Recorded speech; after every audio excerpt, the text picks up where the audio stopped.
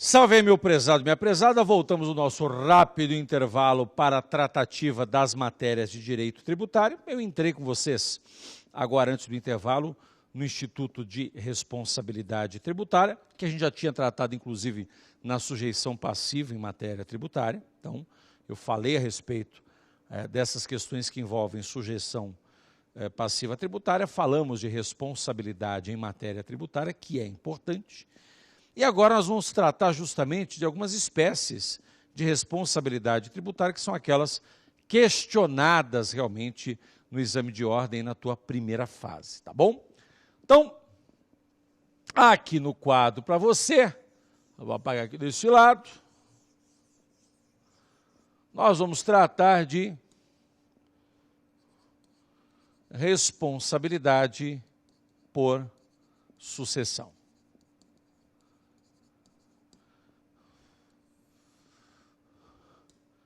Essa responsabilidade por sucessão está entre os artigos 129 a 133 do Código Tributário Nacional.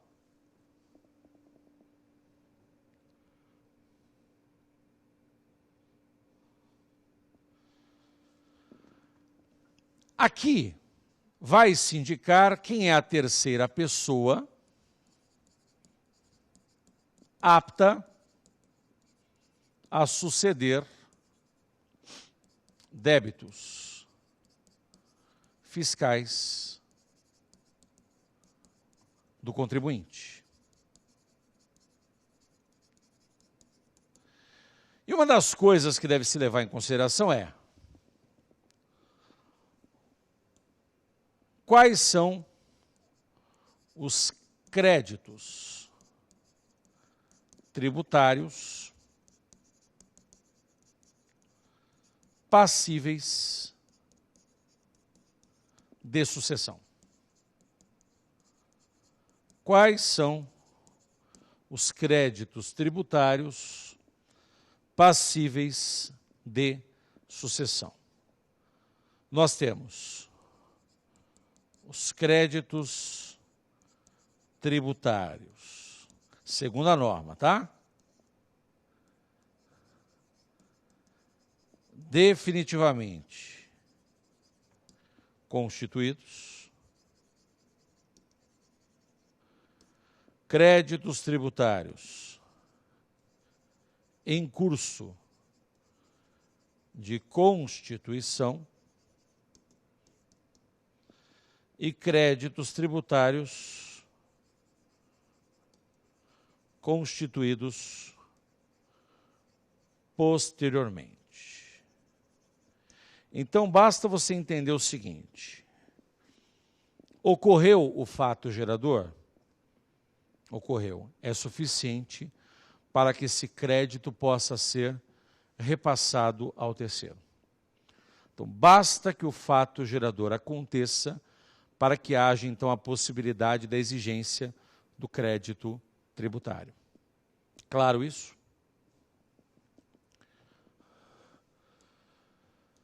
Veja que nós temos uma discussão se as multas são passíveis de sucessão. Os tributos a gente sabe que beleza. A questão é, as multas, elas são passíveis de sucessão? Segundo o entendimento do STJ, sim. Então eu não passo apenas ao terceiro o tributo, mas também as multas. E nós temos espécies de sucessão.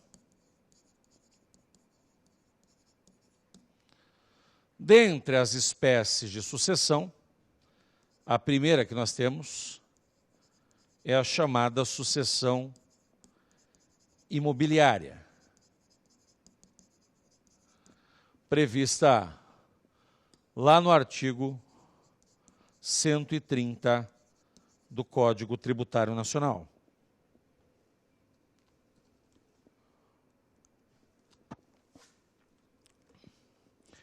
essa sucessão imobiliária decorre de uma situação de compra e venda de imóvel.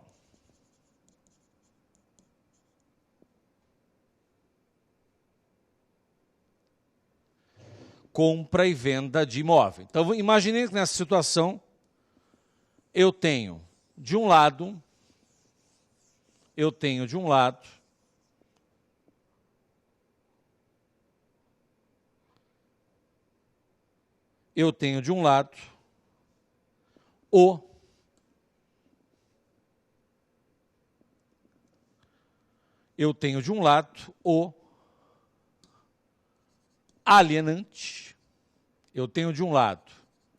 o alienante, e tenho do outro lado o adquirente. Então eu tenho de um lado o alienante e de outro lado o adquirente. Veja que vamos imaginar que eu tenha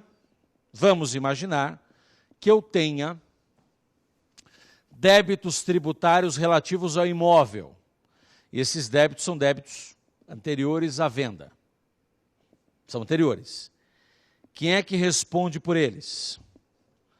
Segundo a lei tributária, quem responde por eles é o adquirente. Então, o adquirente, ele se subroga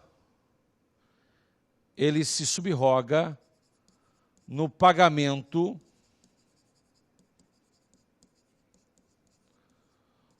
dos débitos tributários relativos ao imóvel. Ah, mas por quê? Por que isso?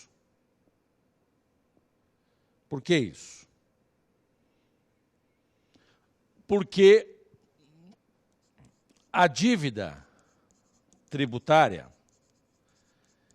ela passa a ser considerada uma dívida propter rem.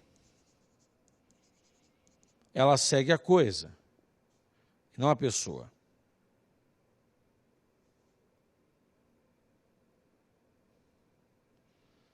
Ela segue a coisa e não a pessoa. Então, os débitos tributários são subrogados na pessoa do adquirente. A questão é,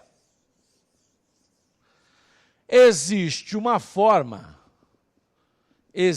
forma de elisão direta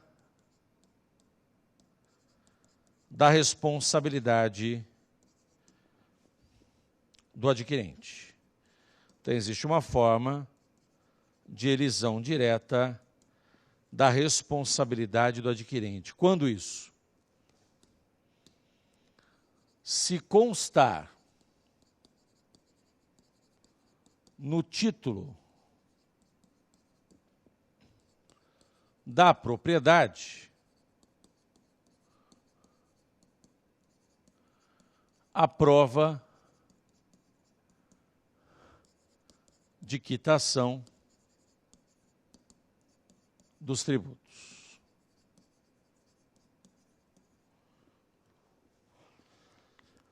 Qual é o título da propriedade? Escritura pública ou documento equivalente. Quem é que lavra uma escritura pública? Um tabelião de notas. Você jamais vai verificar um tabelião de notas lavrar uma escritura dando plena quitação a débito tributário. Porque se ele faz isso, ele se coloca na condição de responsável. Então, o máximo que você vai ver acontecer, vai falar, olha, foram apresentadas as certidões. E dentre as certidões apresentadas, pode-se ter a CND, certidão negativa de débitos. Agora, guarde, a CND, ela não serve como prova de quitação dos tributos. Ah, mas por que não? Porque a CND,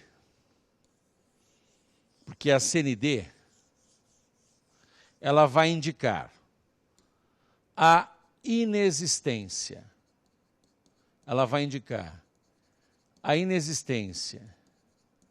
de débitos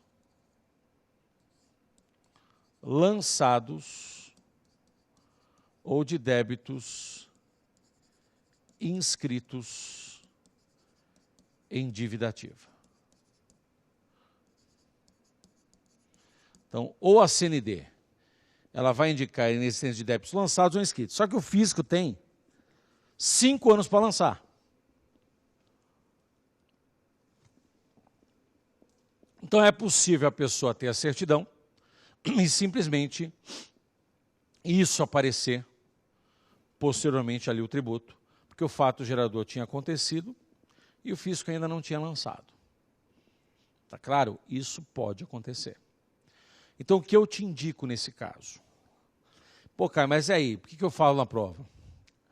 O STJ, ele diz o seguinte, a CND, ela não serve como prova de quitação do tributo, mas a CND serve como prova da boa-fé objetiva do adquirente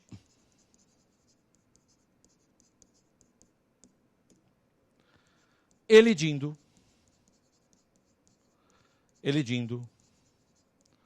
sua responsabilidade direta.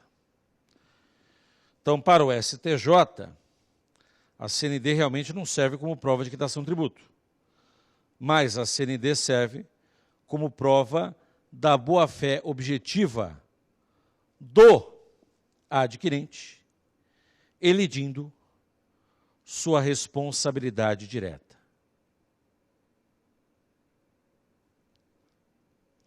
Elidindo sua responsabilidade direta.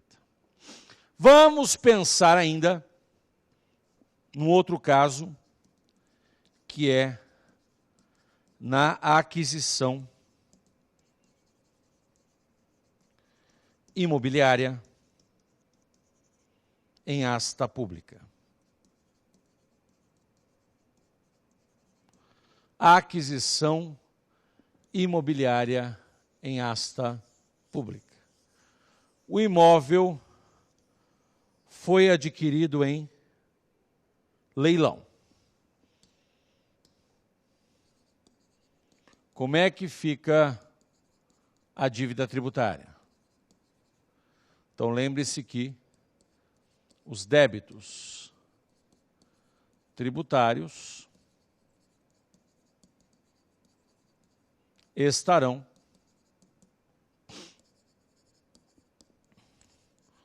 subrogados no preço pago na arrematação.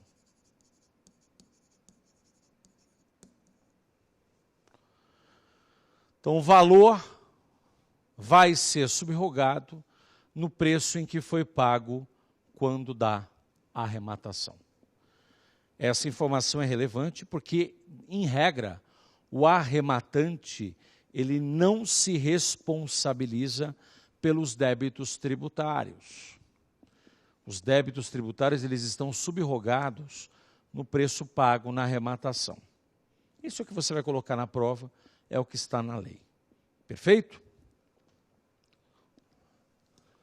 Nós temos ainda a sucessão pessoal. Nessa sucessão pessoal, vai se discutir quem é o responsável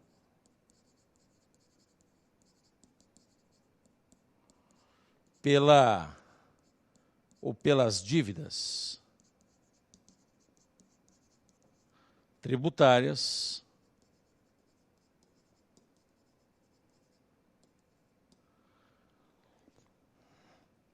pessoalmente. Ou seja, podendo inclusive responder com o seu próprio patrimônio. E aqui pode existir inicialmente a figura do adquirente e do remitente. Diz a lei tributária que o adquirente e o remitente, eles são pessoalmente responsáveis pelos tributos devidos pelos bens adquiridos ou remidos. Então, veja aqui, diz a lei tributária que o adquirente ou o remitente, eles são pessoalmente responsáveis pelos tributos devidos pelos bens adquiridos ou remidos.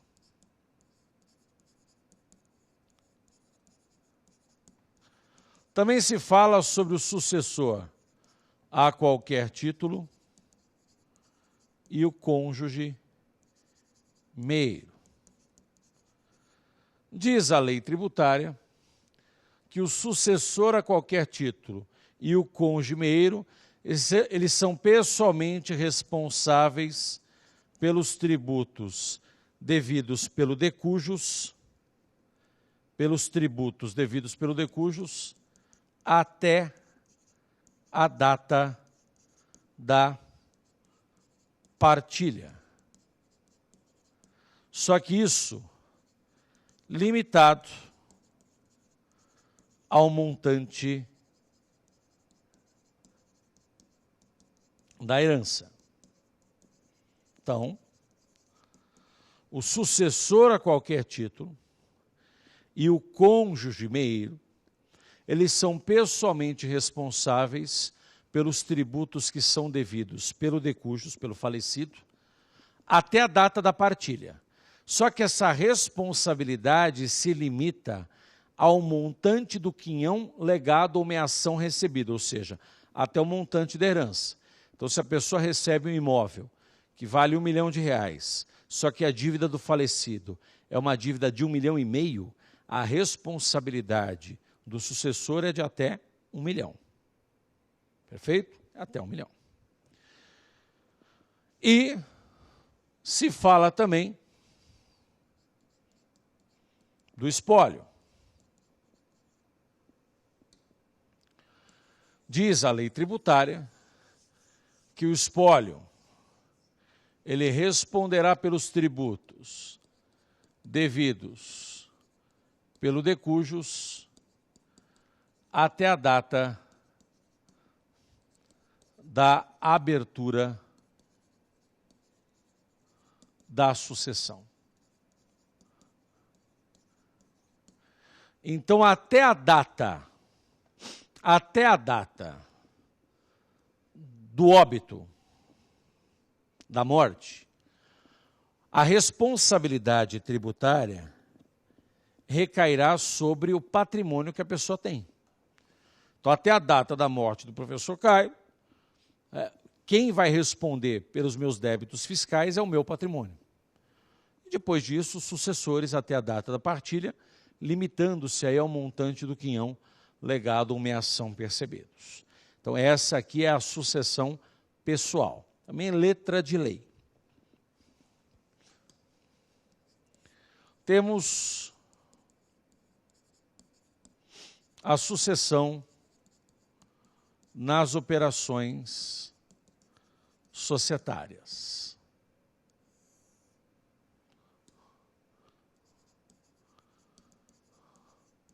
As operações chamadas societárias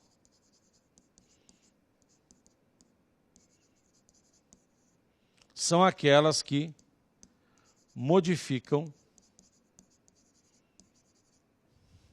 a estrutura original da sociedade.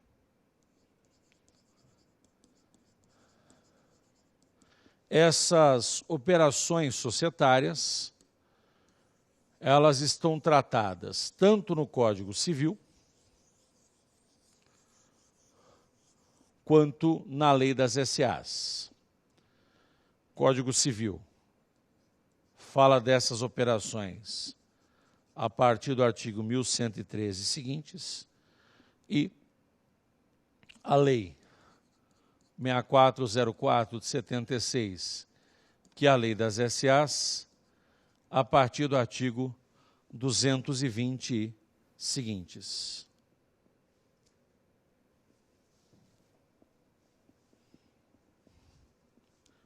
Neste caso,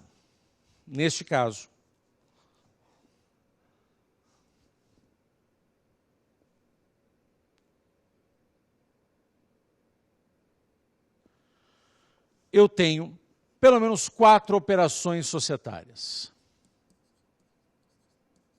fusão,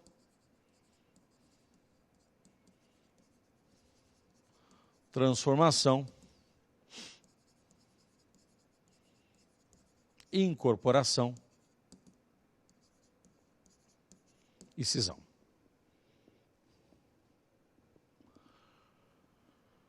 Então, vamos imaginar, e a primeira operação que eu pegar, o mesmo você vai aplicar nas demais. Então, na operação de fusão, 2 ou mais sociedades se unem para a formação de uma sociedade nova. Então, a sociedade A vai se extinguir, B também, e só vai sobrar C. Então, vamos imaginar que A tem débitos tributários, B também tem débitos tributários. Só que esses débitos tributários, eles apenas aparecem após a fusão.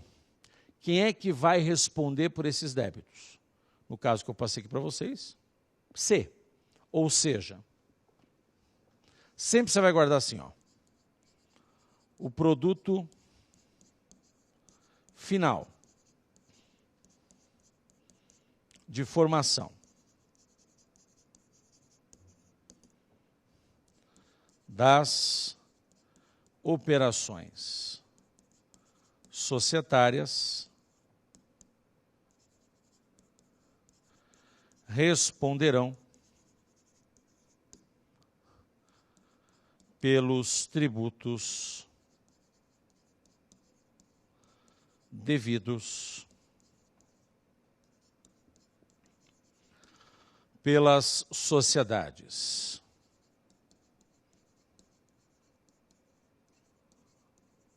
fusionadas, transformadas ou incorporadas. Então, sempre o produto final de formação responde.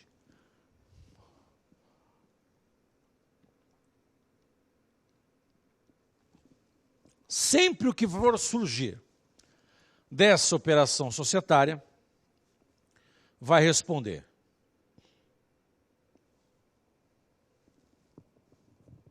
Muito bem. A partir daí, eu tenho também a sucessão empresarial, ou a sucessão que decorre de trespasse.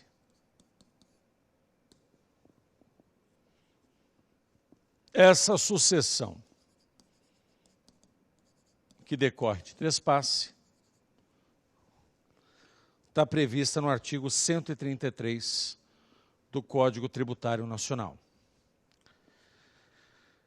E essa análise, a gente tem que fazer inicialmente o que vem a ser o trespasse. Então, trespasse é o contrato particular de alienação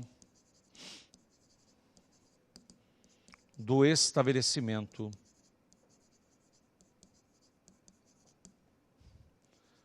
empresarial. Então, nesse contrato de trespasse, o adquirente continuará a exploração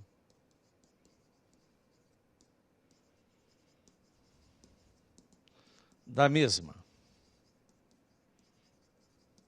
atividade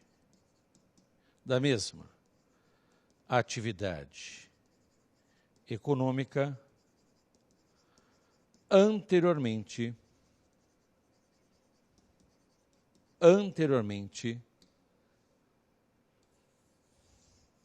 só deixa eu apagar aqui.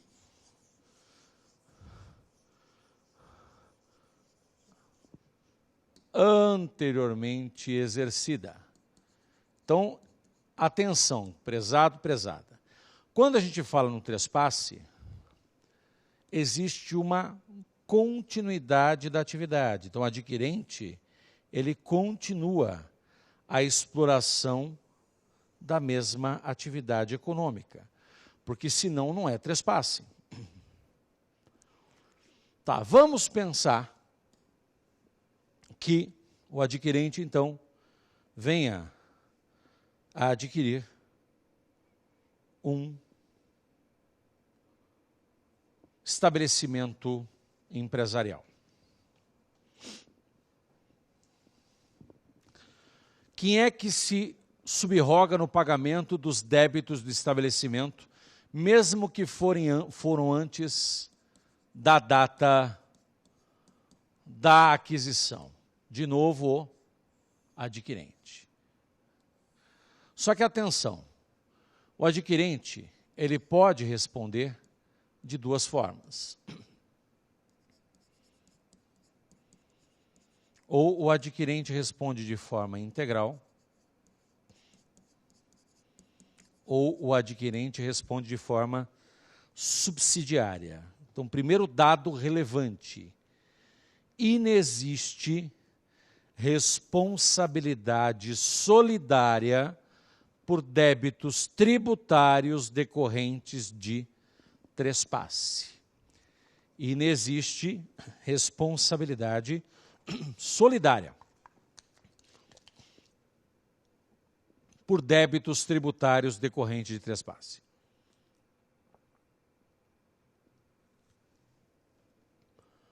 Ou a responsabilidade será integral, ou ela será subsidiária. E é mais fácil você memorizar para a OAB a responsabilidade integral. Então, quando que o adquirente responde integralmente pela dívida tributária? Você vai colocar: quando o alienante vender o seu único estabelecimento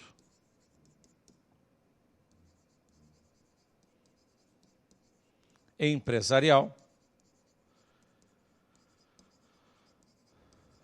e não constituir outra atividade, não constituir outra atividade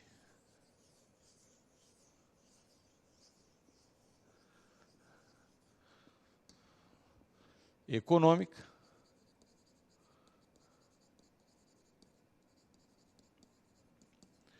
independentemente do ramo, dentro do prazo de 6 meses contados da alienação. Então, se o alienante ele vende o seu único estabelecimento empresarial e ele não constitui outro estabelecimento, outro negócio, dentro do prazo de 6 meses da venda, o adquirente responde pela totalidade do débito tributário. Está claro? Isso é muito relevante. Então, memorize a responsabilidade integral. O que não for integral será subsidiária. Memorize responsabilidade integral. O que não for integral será subsidiária. Claro? Temos ainda, além da responsabilidade por sucessão, a responsabilidade de terceiros, prevista lá no artigo 134 do Código. Essa responsabilidade tributária de terceiros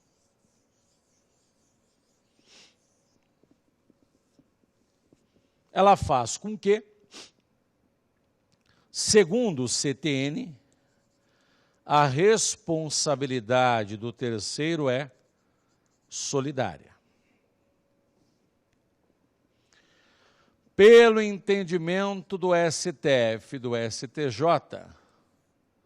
a responsabilidade passa a ser subsidiária, que é o que você vai responder na tua prova. Então, o terceiro, ele não tem responsabilidade solidária. O terceiro, ele terá uma responsabilidade subsidiária pelos débitos tributários do contribuinte. Então, não é solidariedade. A responsabilidade é subsidiária. E aqui nós temos o rol de terceiros responsáveis.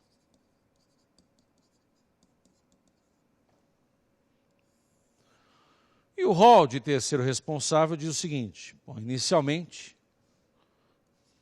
os pais se responsabilizam pelos tributos que são devidos pelos filhos menores. Os pais, eles se responsabilizam pelos tributos devidos pelos filhos menores. Os tutores e curadores também se responsabilizarão pelos tributos que são devidos pelos tutelados e curatelados. Lembro que essa responsabilidade, ela é uma responsabilidade subsidiária. Então, o tutor não responde com o patrimônio dele, ele responde com o patrimônio do tutelado e do curatelado. Os administradores de bens de terceiros também se responsabilizam pelos tributos devidos pelos bens que administram.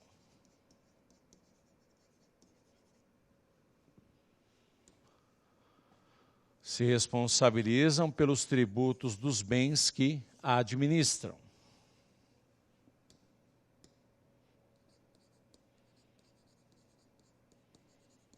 O inventariante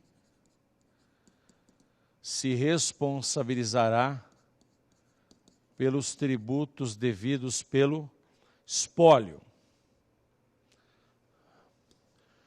O inciso 5º, ele traz uma impropriedade, porque ele fala de síndico e comissário. Síndico e comissário existiam quando do advento do Decreto-Lei 7661 de 45, que regulamentava falência e concordata. O síndico é aquele que administrava a massa falida e o comissário, aquele que fiscalizava o cumprimento da concordata. Se nós observarmos, com o advento do artigo 21 da Lei 11.101 de 2005, nós temos a figura jurídica do administrador judicial. Então, é o administrador judicial que se responsabiliza pelos tributos devidos pela massa.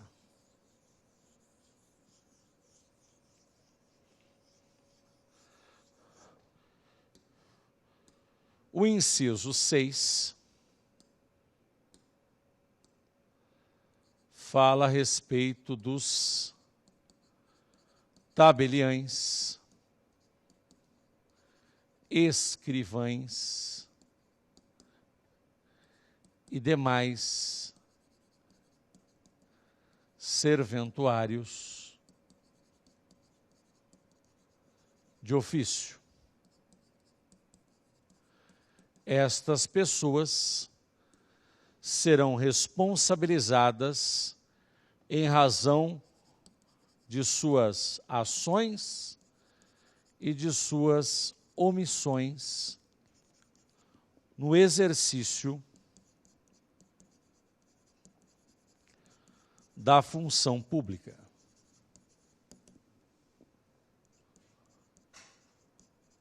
Então, nesse caso aqui, quando se fala em tabeliães, escrivães e demais serventuários de ofício, nós estamos justamente falando daqueles que atuam, em regra, na atividade notarial e registral.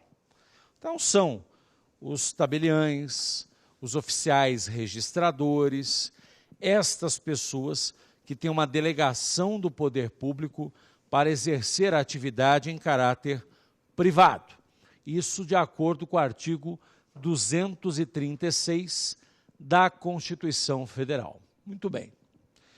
A partir daí, veja que essas pessoas elas serão responsabilizadas em razão de suas ações ou de suas omissões no exercício da função que exercem. Essa responsabilidade de forma subsidiária, não é de forma solidária, conforme o CTN diz. E, por fim, diz respeito que os sócios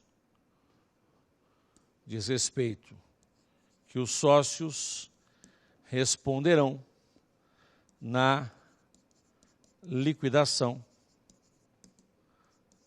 da sociedade de pessoas. Essa situação, para você ter uma noção, a liquidação é a apuração de haveres, é pegar o ativo e subtrair do passivo. Então, por essa determinação, se eu tenho, na hora de analisar o ativo e o passivo de uma sociedade, ela continua tendo débitos tributários acima da possibilidade da sociedade pagar, a responsabilidade será do sócio. Só que não é bem assim que funciona. Por quê?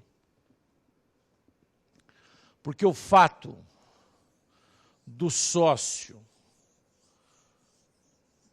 fazer parte da sociedade, a sociedade ter débitos, não significa que ele responderá com o seu próprio patrimônio pessoal.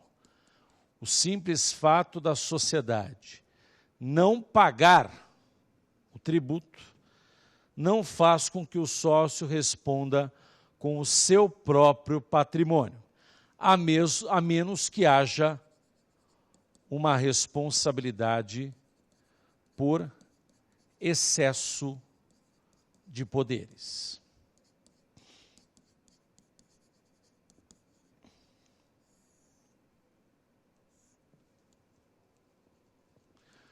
Essa responsabilidade por excesso de poderes está prevista no artigo 135 do CTN.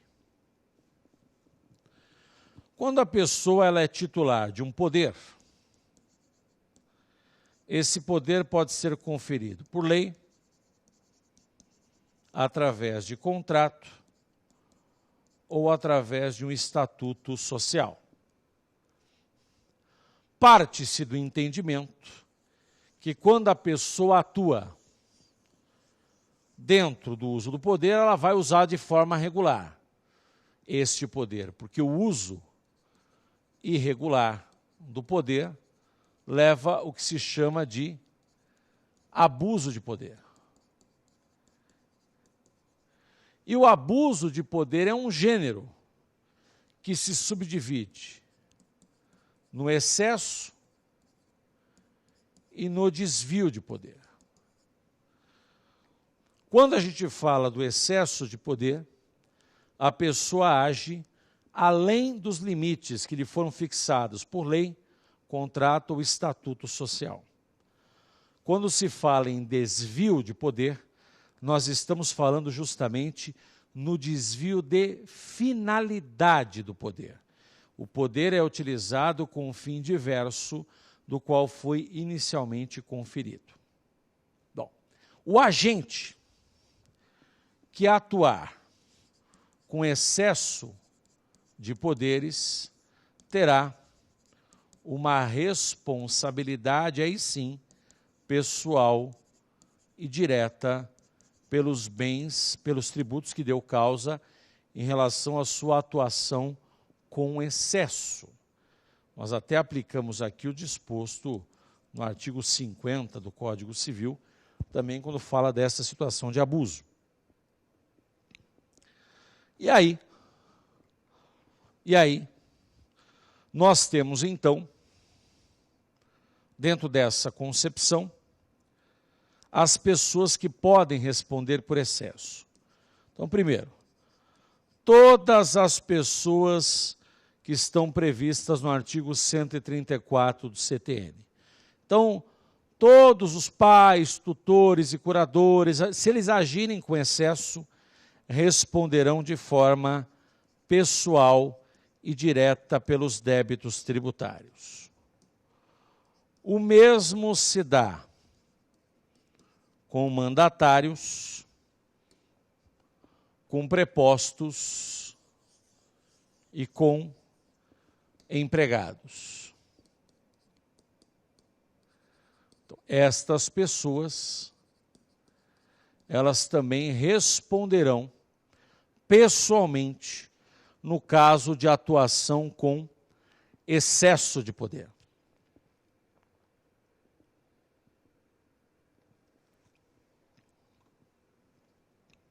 O mesmo acontecerá com diretores, gerentes e demais representantes das pessoas jurídicas de direito privado. O que, na verdade, o legislador quis afirmar com isso foram aquelas pessoas que exercem função de administração. Se estas pessoas atuarem com excesso de poder, isso gerar débitos fiscais, elas terão uma responsabilidade pessoal e direta por tais débitos. Então, eu não posso dizer que a pessoa sempre vai responder com o seu patrimônio pessoal. Ela responderá com o seu patrimônio pessoal se ela atuar com excesso de poderes, se ela utilizar o poder que foi conferido de forma abusiva. Aí, nesse caso, a pessoa, então, terá a responsabilidade pessoal e direta pelos débitos tributários a que deu causa. Perfeito aí?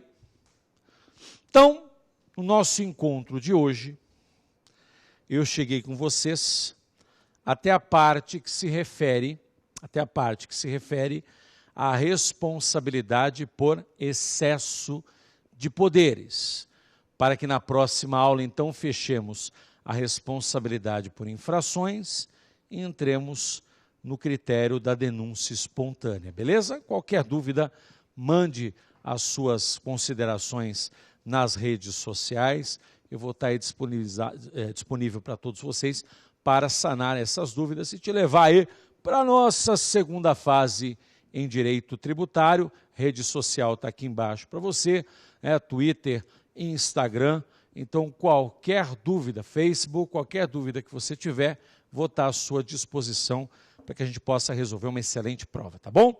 Tenham excelentes estudos, fiquem com Deus, até o nosso próximo encontro.